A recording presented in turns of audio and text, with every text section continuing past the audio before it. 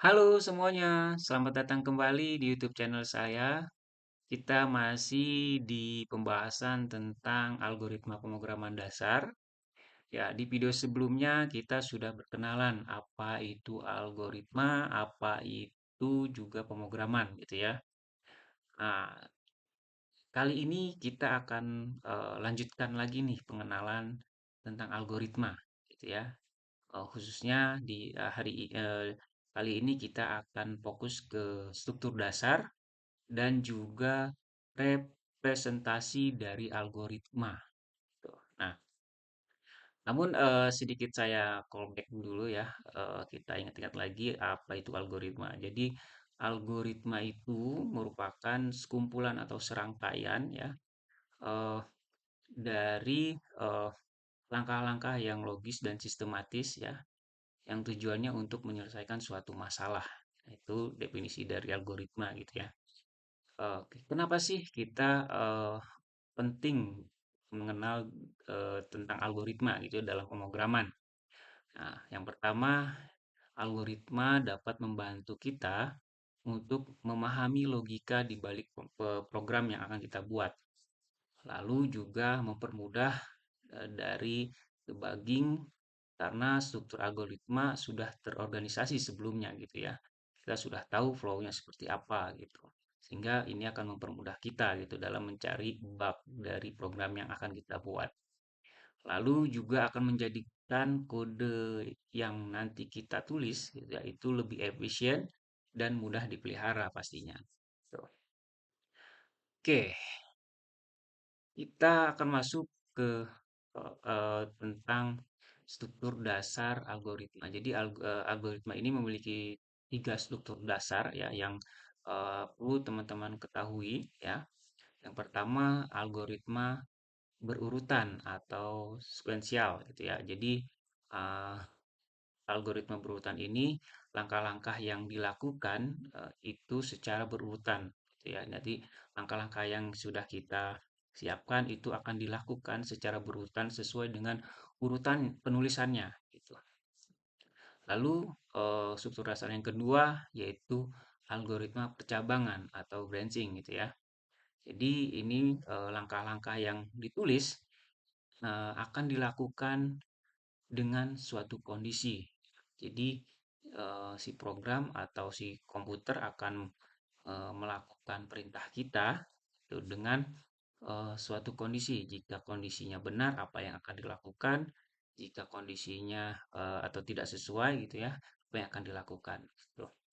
Lalu kondisi yang struktur dasar yang ketiga yaitu algoritma perulangan atau looping. Gitu. Jadi langkah-langkah yang ditulis dilakukan secara berulang sesuai yang kita inginkan gitu ya. Jadi kita mau melakukan berapa kali nih langkah-langkah yang kita sudah buat gitu untuk dilakukan oleh komputer gitu ya. Ya, ini adalah struktur dasar algoritma yang perlu teman-teman ketahui. Jadi ada tiga ya, runtunan, cabangan, dan juga pengulangan. Nah, algoritma kita tadi sudah tahu apa itu algoritma. Jadi algoritma serangkaian ya, serangkaian atau langkah-langkah yang sistematis ya ataupun logis. Nah, kalau misalkan algoritma itu masih dalam pemikiran kita gitu ya, kita akan kesulitan gitu untuk mengingatnya gitu atau kalau misalkan kita ini em, agak susah untuk eh, menulisnya apa mm, melakukan coding kalau kita tidak ada representasinya gitu ya. Jadi algoritma sebaiknya kita eh, representasikan ke dalam bentuk yang memudahkan kita untuk saat kita untuk menulis code gitu ya. Nah, ada tiga cara untuk merepresentasikan algoritma yang kita punya gitu ya. Yang pertama dengan cara kalimat deskriptif. Nah, algoritma ini kita buat eh, dalam bentuk narasi gitu ya. Lalu yang kedua yaitu shellcode gitu ya. Jadi algoritma yang kita punya itu direpresentasikan ya eh, berupa teks ya yang menyerupai bahasa pemrograman gitu. Tapi bukan bahasa pemrograman ya. Ini hanya teks saja yang menyerupai bahasa pemrograman gitu. Lalu yang ketiga yaitu flowchart. Algoritma yang kita punya itu kita buat dalam bentuk diagram visual ya yang menggunakan simbol-simbol untuk mempresentasikan langkah-langkah algoritmanya. Tuh, nah, jadi ini tiga cara untuk merepresentasikan algoritma yang kita buat atau yang kita punya gitu ya. Nah, mungkin kita akan beri contoh atau studi kasus sederhana gitu ya. Bagaimana cara merepresentasikan algoritma yang akan kita buat. Nah, mungkin studi kasusnya, contoh kita ingin membuat program sederhana untuk mencari luas segitiga gitu ya. Jadi kita akan membuat representasi algoritmanya gitu. Cara yang pertama tadi kita bisa membuatnya dalam bentuk kalimat deskriptif gitu ya. Nah, contohnya seperti ini gitu. Jadi langkah pertama kita yang eh, diawali dengan mulai gitu ya. Kedua kita masukkan nilai alasnya gitu ya. Ketiga masukkan nilai tinggi. Keempat hitung luas segitiga menggunakan rumus luas tengah kali alas kali tinggi. Langkah kelima tampilkan hasil perhitungan luas segitiganya. Keenam selesai. Nah, ini contoh representasi algoritma yang kita buat dalam bentuk kalimat deskriptif. Nah, cara yang keduanya, bagaimana kalau kita membuat representasi algoritma ke dalam bentuk pseudocode-nya gitu ya. Nah, ini kurang lebih seperti ini. Kita beli judul algoritmanya dengan nama algoritma hitung luas segitiga.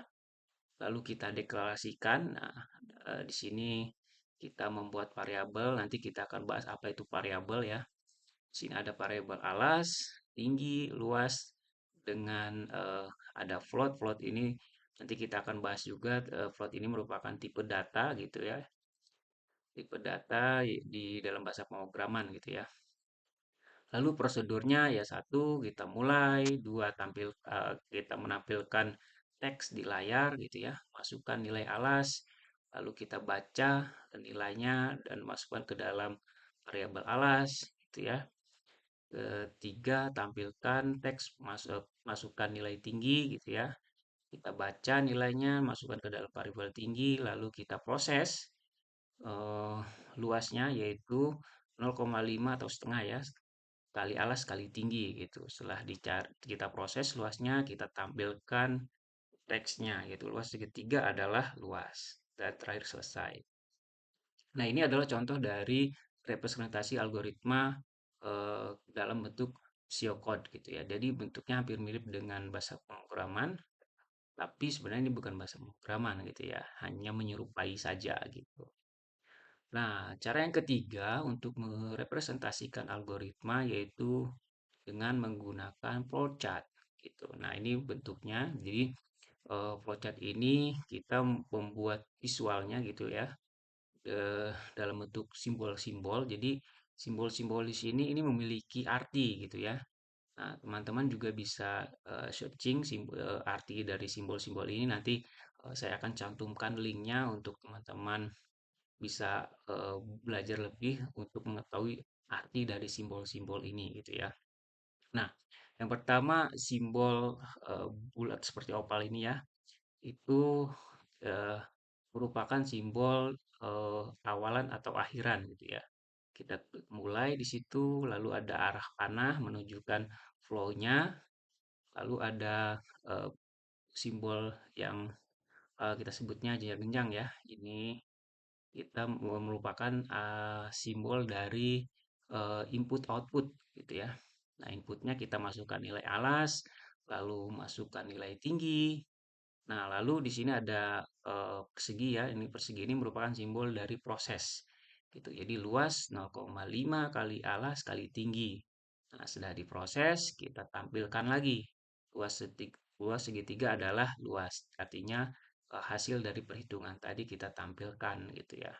Setelah itu selesai. Nah, ini contoh-contoh dari representasi algoritma, mulai dari kalimat deskriptif, pseudocode, dan juga flowchart. Nah, Mudah-mudahan apa yang sudah saya sampaikan bisa dipahami oleh teman-teman semua dan menambah wawasannya gitu. Oke, di video selanjutnya nanti kita akan bahas lagi tentang algoritma pemrograman yang lebih detail lagi. Jadi, pastikan teman-teman yang belum subscribe, subscribe channel ini dan juga monitor terus untuk mendapatkan update dari pembelajaran berikutnya. Terima kasih. Salam.